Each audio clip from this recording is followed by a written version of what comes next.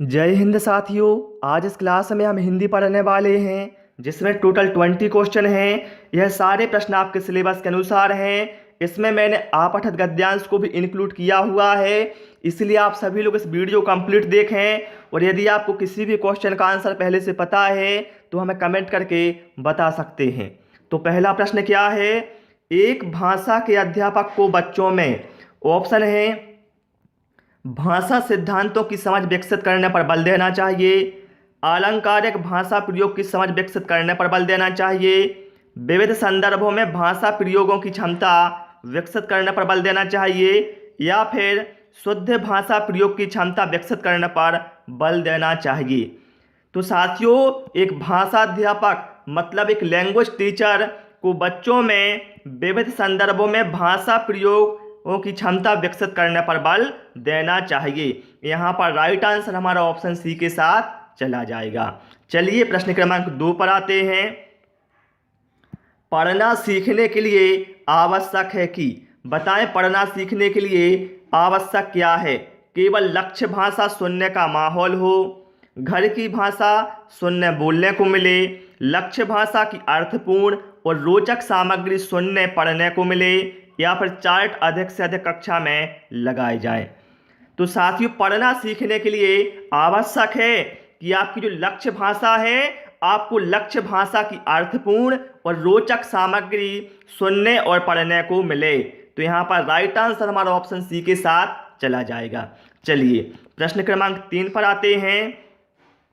और यदि साथियों आपको क्लास पसंद आती है तो वीडियो को लाइक करें, दोस्तों के साथ शेयर भी अवश्य कर देना, ताकि आपके जो फ्रेंड हैं वो भी हमारी क्लास में आ सकें।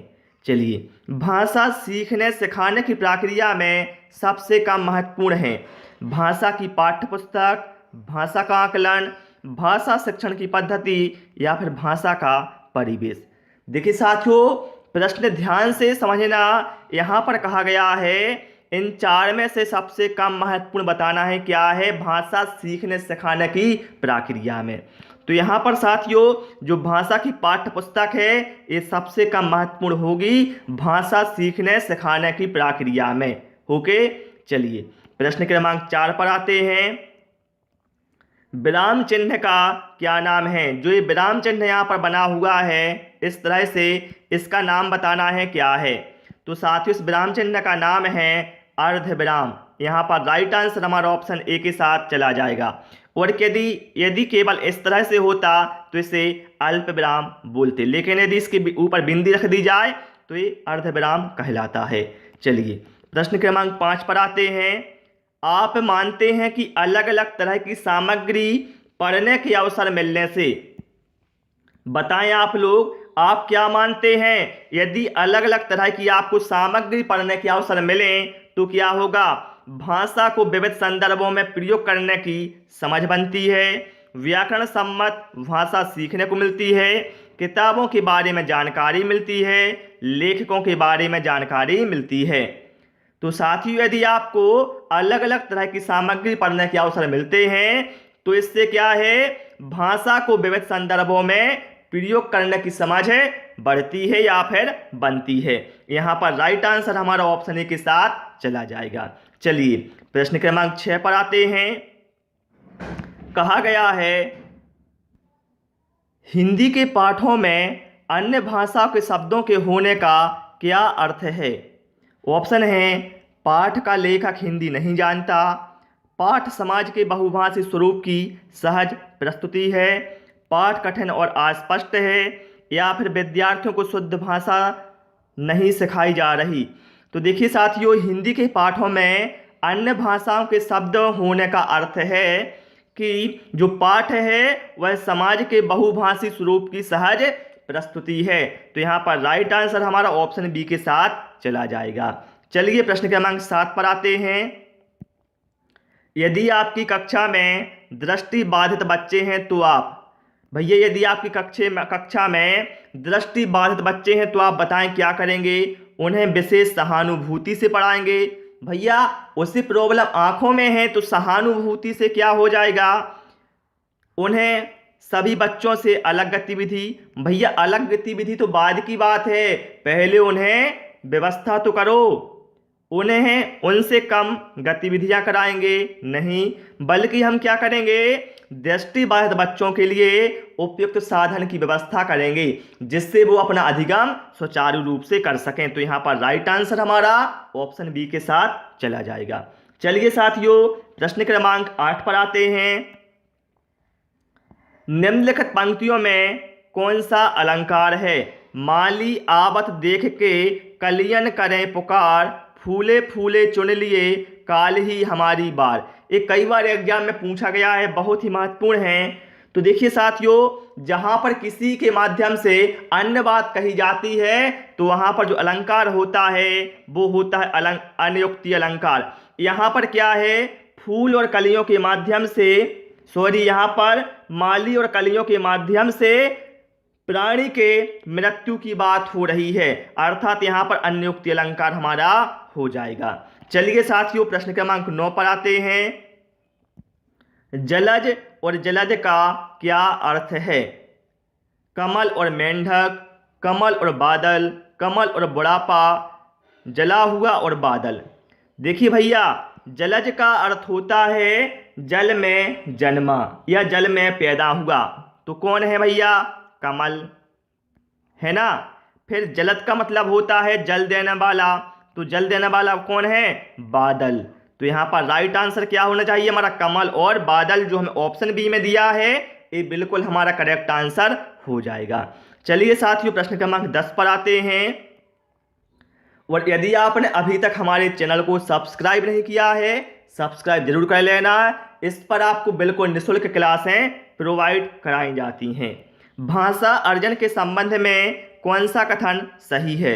यह सहज होता है, यह सरल होता है, यह कठिन होता है, यह सीखा जाता है। भैया यहाँ पर देखिए, जो भाषा अर्जन है यह सहज होता है। कैसा होता है? सहज होता है। और देखिए भैया, ये स्वाभाविक रूप से होता है ना। तो यहाँ पर राइट आंसर हमारा ऑप्शन ए के साथ चला जाएगा कि भाषा अर्जन सहज होता है। प्रश्न क्रमांक 11 पर आएंगे। आपकी दृष्टि में अभ्यास, जो हम अभ्यास या प्रैक्टिस करते हैं, इससे क्या होता है? पाठ को समझने में मदद करते हैं, बच्चों को तार्किक बनाते हैं, बच्चों को भाषा के बारे में बताते हैं, बच्चों को उत्तर देना सिखाते हैं। भैया यदि आप अभ्यास करेंगे तो इससे क्या है, जैसे आप पाठ का अभ्यास कर रहे हैं तो इससे क्या है, पाठ को समझने में मदद मिलती है। ठीक है, यहाँ पर राइट आंसर हमारा ऑप्शन ए के साथ चला जाएगा। चलिए साथियों, प्रश्न क्रमांक 12 पर आते हैं। अहंकार का संधि विच्छेद निम्न में से कौन सा है? अहंकार का बताना है संधि विच्छेद क्या है। तो देखिए साथियों, अहंकार का संधि विच्छेद होगा अहम प्लस कार। तो ऐसा दिया है हमें ऑप्शन बी में, ये बिल्कुल यहाँ पर करेक्ट आंसर हो जाएगा। और यदि आपसे पूछा जाए इसमें संधि कौन सी होगी, तो भैया इसमें संधि होगी व्यंजन संधि, है ना। चलिए प्रश्न क्रमांक 13 पर आते हैं। जिन स्वरों के उच्चारण में खालिस्तान समय लगता है वो ह्रस्व स्वर कहलाते हैं। अधिक, लंबा, अत्यधिक। भैया ह्रस्व स्वर क्या कहलाते हैं? ध्यान रखना, जिन स्वरों के उच्चारण में कम समय या फिर एक मात्रा का समय लगता है उन्हें कहा जाता है ह्रस्व स्वर। तो यहाँ पर क्या है हमारा? कम। ठीक है, जिन स्वरों के उच्चारण में कम समय लगता है उन्हें हम ह्रस्व स्वर कहते हैं। और जिनमें ह्रस्व स्वर से अधिक का समय लगता है या फिर दो मात्रा का समय लगता है उन्हें कहा जाता है दीर्घ स्वर। ओके, चलिए प्रश्न क्रमांक 14 पर आते हैं। कविता का एक निश्चित अर्थ होता है जिसे सभी विद्यार्थियों को पढ़ना चाहिए। इस कथन के बारे में आप मानते हैं कि? बताएं आप लोग। कविता का एक निश्चित कथन होता है जिसे सभी विद्यार्थियों को पढ़ना चाहिए। इस कथन के बारे में आपकी राय क्या है भैया? ऑप्शन है, किसी कविता को एक निश्चित अर्थ के साथ पढ़ना चाहिए। भैया आपको निश्चित अर्थ के साथ नहीं पढ़ना चाहिए, जो कविता का अर्थ है उसी के अनुरूप तो पढ़ोगे ना, है ना। इसके बाद क्या है, सभी विद्यार्थी अपने अनुभव और परिवेश में ही कविता समझते हैं, ऐसा कोई जरूरी नहीं है। ऑप्शन सी में क्या कहा गया है? कवि ने कविता एक अर्थ में लिखी जिसे हर विद्यार्थी को समझना चाहिए। ये बिल्कुल सही बात है। जो कविता आप पढ़ते हैं वो जो कवि है उसका कुछ ना कुछ अर्थ होगा, ठीक है, उस कविता का उद्देश्य होगा, ठीक है। उस कवि ने क्या है, कविता एक अर्थ में लिखी है और उस अर्थ को हर विद्यार्थी को समझना चाहिए, ठीक है। ये इस लाइन क्या हम मानेंगे इस लाइन के बारे में। चलिए यहाँ पर राइट आंसर हमारा क्या है, ऑप्शन सी हो जाएगा। प्रश्न क्रमांक 15 पर आते हैं। भाषा शिक्षक के लिए जरूरी है कि वे भारतीय भाषाओं की खालिस्तान को स्वीकार करें और समृद्ध साहित्य को खालिस्तान की दृष्टि से देखें। तो भैया जो भाषा शिक्षक हैं, भाषा शिक्षक के लिए जरूरी है कि वे भारतीय भाषाओं की विविधता को स्वीकार करें, जो भाषा में विविधता है उन्हें स्वीकार करें और समृद्ध साहित्य को सराहना की दृष्टि से देखें। तो यहाँ पर राइट आंसर हमारा ऑप्शन सी के साथ चला जाएगा, ठीक है। चलिए साथियों प्रश्न क्रमांक 16 पर आते हैं। बहुभाषिक कक्षाओं में बच्चों की घर की भाषा को स्थान देने की दृष्टि से कौन सा कार्य सर्वाधिक प्रभावी है। देखिए भैया, यदि आपको बहुभाषिक कक्षाओं में बच्चों की घर की भाषा को स्थान देना है तो बताना है इनमें से कौन सा सबसे प्रभावी उपाय होगा। हिंदी भाषा के शब्दों को अपनी भाषा में कहो, हिंदी भाषा के शब्दों को अपनी भाषा में लिखो, हिंदी भाषा में सुनी कहानी को अपनी भाषा में कहो, या फिर अपनी भाषा में अपनी पसंद का कोई गीत सुनाओ। तो देखिए भैया, यदि बच्चों की घर की भाषा को स्थान देना है आपको बहुभाषिक कक्षा में, तो बच्चों से बोलना पड़ेगा अपनी भाषा में अपनी पसंद का कोई गीत सुनाओ। ये प्रभावी उपाय होगा, क्योंकि बहुभाषिक कक्षा में क्या है, भाषा का आदान प्रदान बहुत ही जरूरी होता है। ओके, चलिए प्रश्न क्रमांक 17 पर आते हैं। असरफियां लुटें कोयले पर मोहर, इसका क्या आशय है। या फिर इस तरह से भी पूछा जाता है, असरफी की लूट और कोयले पर छाप एक ही बात है। तो इसका आशय है भैया महंगी चीज की बजाय सस्ती चीज की परवाह करना। तो यहाँ पर राइट आंसर हमारा क्या है, ऑप्शन सी के साथ चला जाएगा। चलिए अब आते हैं साथियों हम अपठित गद्यांश पर। सभी साथी बिल्कुल ईमानदारी से आंसर देंगे और आप में बताएंगे हमें कि आपने 20 में से कितना स्कोर किया है।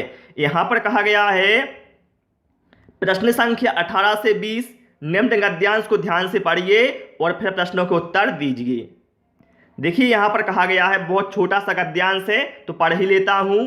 कुसंग का ज्वर सबसे भयानक होता है, यह केवल नीति और सद्वृत्ति का नाश ही नहीं करता बल्कि बुद्धि का भी क्षय करता है। किसी युवा पुरुष की संगति यदि बुरी होगी तो वह उसके पैरों में बंधी चक्की के समान होगी जो उसे दिन रात अवनति के गड्ढे में गिराती आएगी, और यदि अच्छी होगी तो सहारा देने वाली बाहु के समान होगी जो उसे निरंतर उन्नति की ओर उठाती जाएगी। अब देखिए इस गद्यांश का शीर्षक क्या होगा। देखिए भैया यहाँ पर क्या है, कुसंगता की बात की गई है। क्या की गई है, कुसंगता की बात की गई है कि कुसंगता बहुत बेकार होती है। तो यहाँ पर हमारा जो गद्यांश का शीर्षक है साथियों वो क्या होगा, कुसंगता मतलब क्या है, कुसंगता मतलब खराब होती है। ये यहाँ पर कहा गया है मतलब संगति है, संगति हमारी अच्छी होनी चाहिए।